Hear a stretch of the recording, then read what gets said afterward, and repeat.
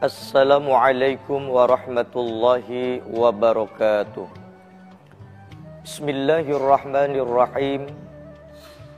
Alhamdulillahilladzi qad akhrajan nata'ijal fikri al-babil hijab. Wassalatu wassalamu ala nabiyil mustafa wa alihil mustakmilina syarrafa, amma ba'du. Qala Allah ta'ala fil Qur'anil Karim, Bismillahirrahmanirrahim. Al-malu wal banuna zinatul hayatid dunya. Wa qala aydan innama amwalukum wa auladukum fitnah.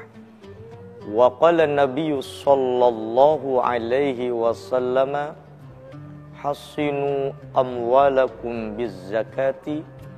Wa qala aydan ma naqasa malun min sadaqatin bal yazdad.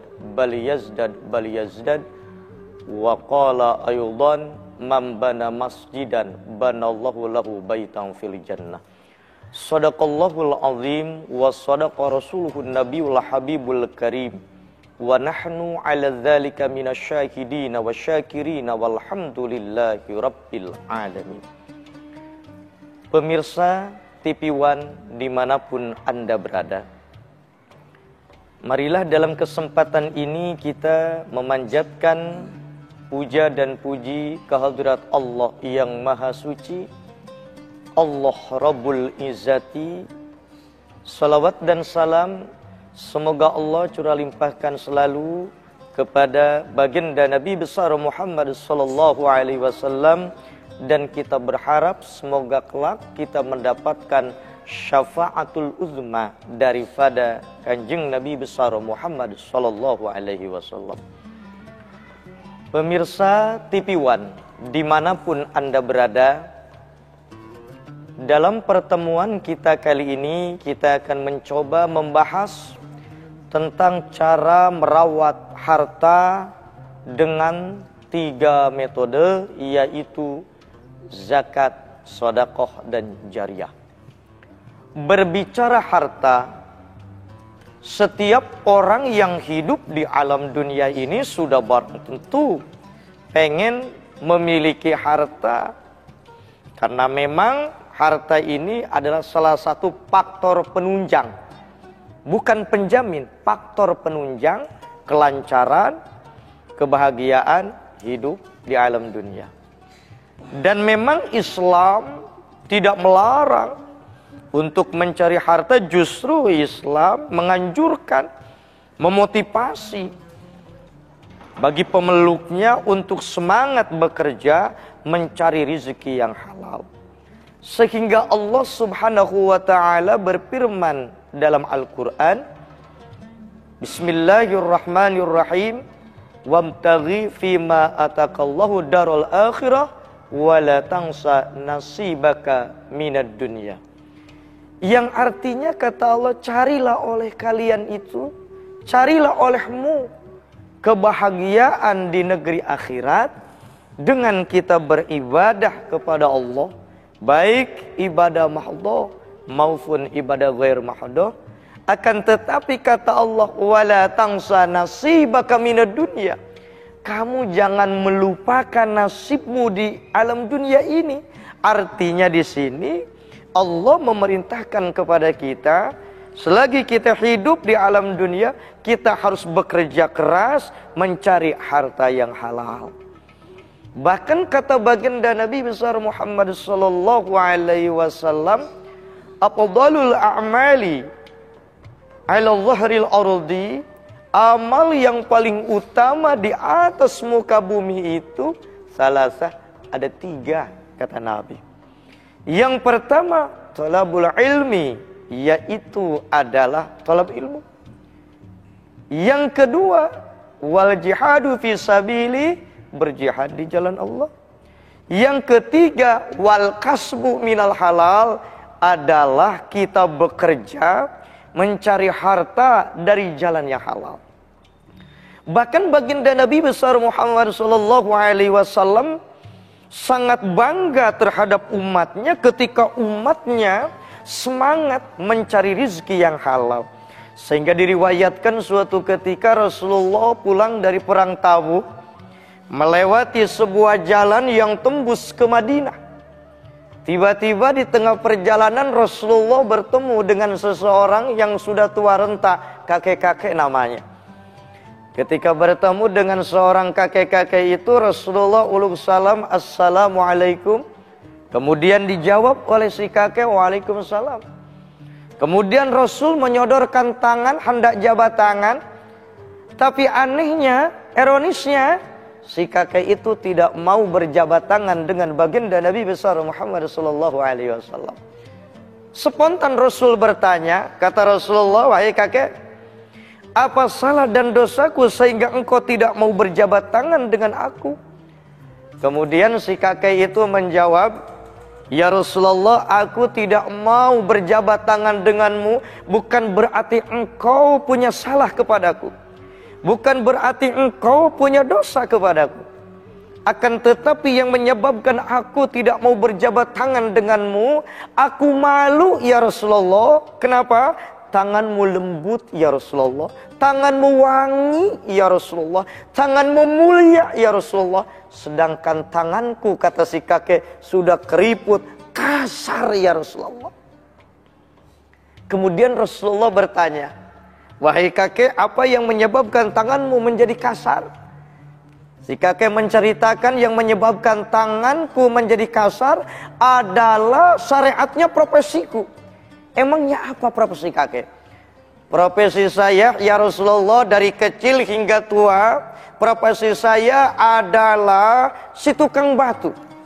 Saya pergi dari rumah mencari batu, kemudian batu itu saya pecahkan. Setelah batu itu saya pecahkan, saya jual itu batu, dan hasilnya, uangnya, saya bawa ke rumah sebagai nafkah, yaitu untuk istri dan anak-anakku." Ketika seorang umat di hadapan Rasulullah menceritakan kerja keras mencari rizki yang halal, mencari harta yang halal untuk memenuhi kewajiban nafkah bagi anak dan istri-istrinya, maka sontak dikala itu baginda Rasulullah gemetar tubuhnya, maka menetes air matanya. Rasulullah bangga dan terucap dalam lisan yang mulianya, disaksikan oleh para sahabat. Kata baginda Rasulullah, "Wahai para sahabat, ishhadu, saksikan oleh kalian semuanya, sesungguhnya tangan-tangan umatku yang dipakai untuk bekerja mencari harta yang halal demi pertanggungjawaban bagi anak dan istrinya, tangan-tangan semacam itu Allah haramkan nanti di hari kiamat tersentuh oleh api neraka." Yang dimaksud dengan tangan-tangan di situ bukan hanya tangannya saja, tapi seluruh tubuhannya.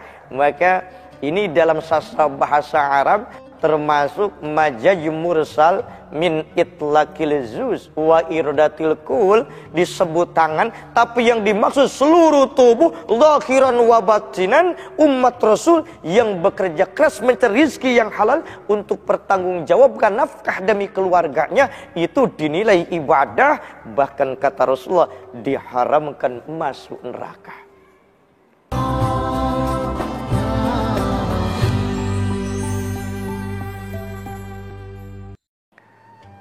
Pemirsa TV One dimanapun Anda berada, semakin jelaslah bahwa Islam memotivasi kepada kita untuk bekerja keras mencari rezeki yang halal.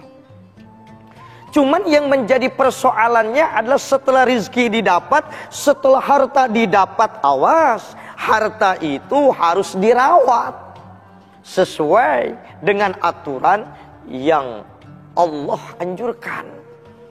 Karena kalau harta setelah kita dapat, cari harta itu capeknya luar biasa, dinilai ibadah. Akan tetapi setelah harta didapat, ingat, harta itu bisa menjadi fitnah, harta itu bisa menjadi musibah, harta itu bisa mencelakakan kita di dunia dan akhirat. Sehingga Allah berfirman dalam Al-Quran, "Innama amwalukum wa auladukum fitnah." Sesungguhnya harta dan anak, kalau kita tidak bisa merawatnya, kalau tidak dirawat sesuai dengan tuntunan Allah dan Rasulnya, harta dan anak akan menimbulkan fitnah malapetaka di dunia dan di akhirat. Betapa banyak kisah-kisah dari umat-umat terdahulu, bahkan kisah-kisah nyata daripada di zaman-zaman sekarang.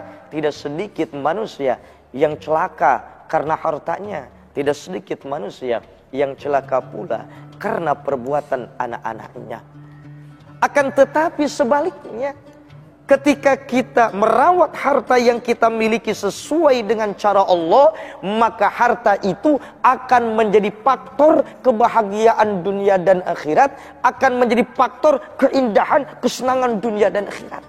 Sehingga Allah berfirman dalam Al-Quranul Karim, Al-malu wal banuna zinatul hayatid dunya.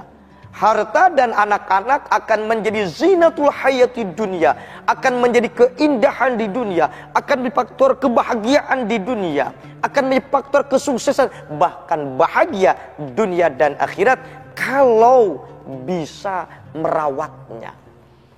Yang menjadi pertanyaannya pemirsa TV One dimanapun Anda berada, bagaimana menurut konsep Islam cara merawat harta biar bisa menjadi faktor penunjang sababiyah kebahagiaan dunia dan akhirat itu? Nah, yang pertama, cara melawat harta itu adalah yaitu dengan dikeluarkan zakatnya. Ketika kita telah memiliki harta, nisab mencapai ukuran wajib zakat, haul mencapai 1 tahun, maka cara itu merawat harta wajib kita keluarkan zakatnya, zakat malnya. Allah Subhanahu wa taala berfirman dalam Al-Qur'an, "Khudh min amwalihim shadaqatan tutahhiruhum wa tuzakkihim biha." Kata Allah, ambillah zakat daripada harta-harta mereka. Orang-orang yang beriman yang telah mencapai nisab dan haul, tujuannya tutahhiruhum wa tuzakkihim biha, untuk membersihkan, mensucikan, yaitu harta mereka itu sendiri. Makanya ketika kita diberikan oleh Allah kelancaran milik dan rezeki, harta yang melimpah dan telah mencapai ukuran haul dan nisab wajib zakat, jangan lupa keluarkan 2,5% sebagai pembersihan, persucian daripada harta yang kita miliki. Bahkan bukan hanya itu saja, kata Rasulullah Sallallahu Alaihi Wasallam, ternyata zakat itu bisa membentengi harta kita, bisa menjaga harta kita. Karena yang namanya harta itu kalau tidak dibentengi dengan zakat, maka harta itu akan disita oleh Allah Subhanahu wa taala. Perumpamaannya saja seperti kita, kata Nabi, ad-dunya mir'atul akhirah. Dunia itu gambaran akhirat, bahwa kehidupan di alam dunia itu gambaran cerminan di negeri akhirat.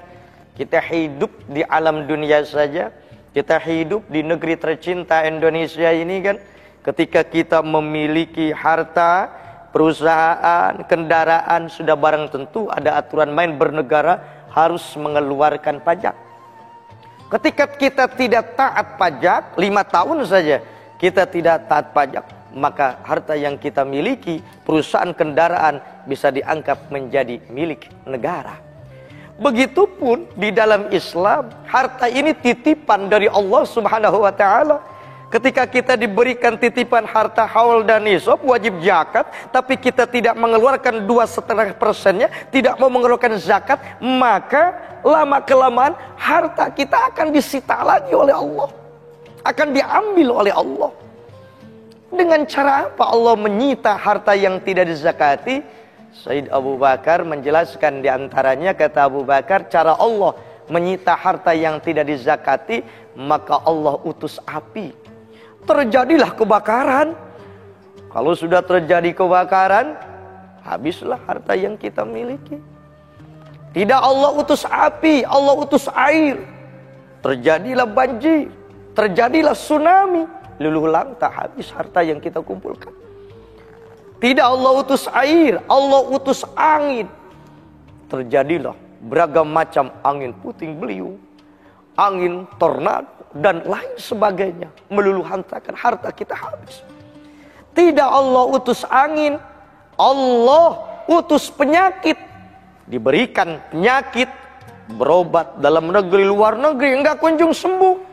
Ternyata setelah hartanya habis, tiba-tiba sembuh. Hakikatnya adalah syariatnya penyakit, hakikatnya Allah nyita harta. Mungkin tidak mengeluarkan zakat.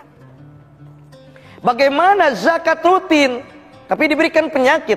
Namanya ujian. Zakat bagus, kebakaran, namanya ujian. Zakat bagus, kena banjir, ujian. Tidak Allah utus itu semuanya. Allah utus sarik, kata Abu Bakar.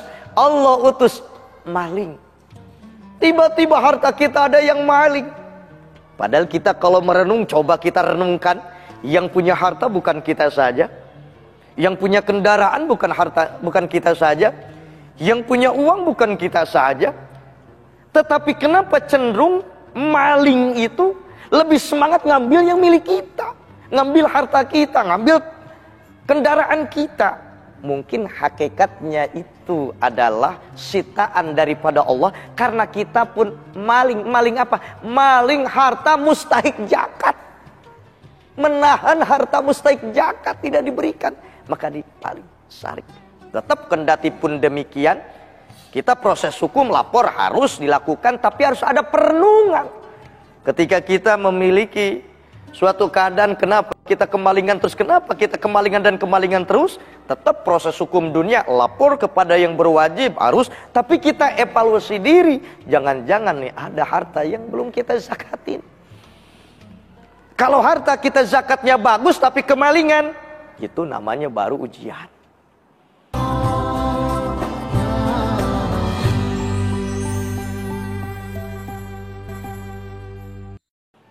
Tidak dengan itu Allah utus penipu. Tiba-tiba nih datanglah teman, saudara, pura-pura minjam uang. Tolong dong pinjam uang, tenang dah seminggu, nanti dibalikin. Dikasih sama kita. Udah seminggu belum ngebalikin, sebulan belum ngebalikin, terus sampai tahunan. Hakikatnya mungkin kita merenung. Jangan dulu ngomong ujian nih, kita ngerenung dulu.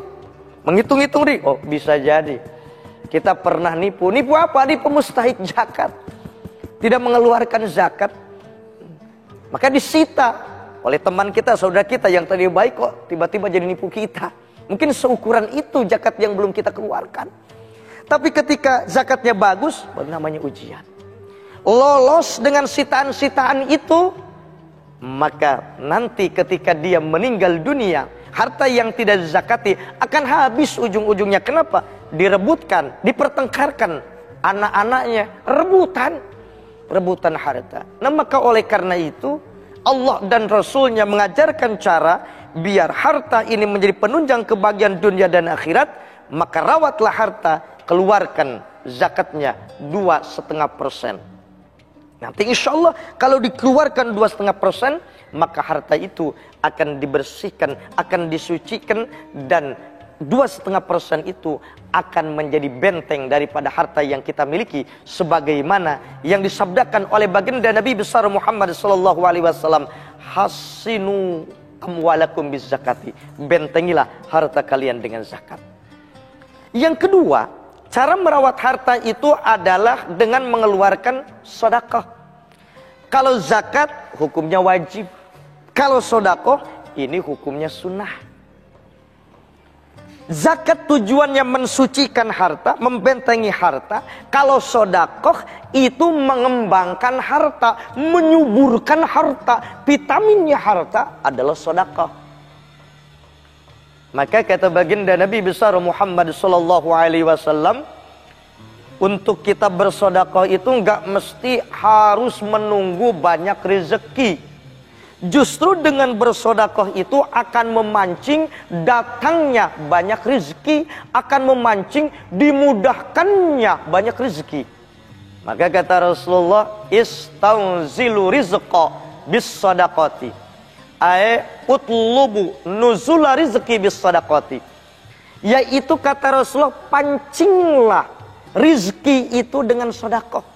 Perlancarlah rizki itu dengan sedekah, jemputlah rizki itu dengan sedekah. Bahkan dalam hadis lain kata Nabi, ketika kita bersedekah jangan menunggu kaya. Justru dengan bersedekah kita akan menjadi orang kaya. Maka Rasulullah sallallahu alaihi wasallam bersabda, "Inna tasadduqa yajlibul ghina ayyurisul ghina." Kata Nabi, sesungguhnya sedekah itu akan mewaris kaya. Dan kekayaan yang akan diperoleh oleh sedekah itu ada 5 tahapan. Yang pertama, ginal qalbi, dengan kita bersedekah akan kaya hati, tenang batin. Yang kedua, ghinal jiyah, dengan bersedekah kita akan kaya wibawa, derajat diangkat oleh Allah, timbul kepercayaan dari berbagai kalangan.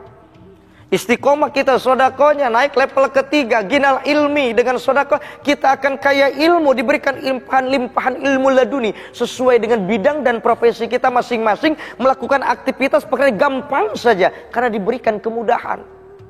Ketika kita sedekahnya istiqomah, diberikan ginal mali, yaitu kekayaan harta. Jadi dengan sedekah enggak ujug-ujug kaya harta. Yang pertama, tenang dulu batinnya, diangkat derajatnya, diberikan limpahan ilmu, kemudian harta ngikuti. Ketika kita istiqomah sedekahnya, ginal akhirati, diberikan kekayaan akhirat. Karena sedekah yang kita keluarkan itu salasina fi dunya, 30 lipat balasannya Allah berikan di alam dunia, wasabiina fil akhirah, 70 lipat Allah berikan di akhirat sebagai amal soleh. Bukankah setiap kita ingin masuk surga? Kata Rasulullah, ya Ali, wahai Ali, lama khalaqallahu ta'ala al-jannah, sewaktu Allah menciptakan surga, qalatil jannah, surga bertanya kepada Rasulullah, ya Rabbi lima khalaqtani. Kata surga, ya Allah, untuk apa engkau menciptakan aku? Qala, Allah menjawab, likulli suhawatuqa, surga aku ciptakan kamu untuk orang yang dermawan dan untuk orang yang bertakwa. Jelaslah orang yang istiqomah sedekah kaya dunia dan akhirat. Dan yang ketiga, cara merawat harta itu ada namanya zariyah. Inilah investasi akhirat. Kalau dengan beragam tawaran investasi dunia saja kita yakin, kita percaya, walaupun terkadang ada yang iya, terkadang kan ada yang motifnya yang tidak benar juga, terjadi penipuan dan sebagainya. Kita percaya dengan investasi yang dibuat oleh manusia. Kenapa kita tidak mencoba yakin? Kenapa kita tidak mencoba percaya akan investasi akhirat yang dijanjikan oleh Allah Subhanahu wa ta'ala, yang kita ini nantikan akan kembali ke negeri akhirat, akan hidup di akhirat itu selama-lamanya. Ketika kita hidup di dunia yang sementara ini, kita perlu aset-aset yang banyak. Begitupun kita nanti hidup di negeri akhirat, kan abadan abada, selama-lamanya, berarti kita perlu aset sebanyak-banyaknya. Maka selagi kita hidup, ketika kita diberikan rezeki oleh Allah, diberikan titipan harta oleh Allah, jangan lupa kita untuk investasi akhirat yang disebut dengan sedekah jariyah. Apa contohnya sedekah jariyah? Kita mengorbankan harta diantaranya untuk pembangunan masjid. Karena kata baginda Nabi besar Muhammad sallallahu alaihi wasallam, man bana masjidan banallahu lahu baitan fil jannah. Siapa saja orangnya yang ketika hidup di alam dunianya menginfakkan hartanya untuk sedekah jariyah, pembangunan masjid, maka Allah bangunkan gedung yang indah di surga. Maka oleh karenanya, semangat melalui pertemuan ini, terus kita semangat bekerja mencari harta yang halal. Tapi setelah harta didapat, jangan lupa harta ini dirawat dengan 3 cara: zakat, sedekah jariyah, agar harta yang kita cari capek-capek itu bisa menopang kebahagiaan hidup dunia dan akhirat, dan mengetuk ridhonya Allah Subhanahu wa ta'ala. Billahi taufiq wal hidayah. Assalamualaikum warahmatullahi wabarakatuh.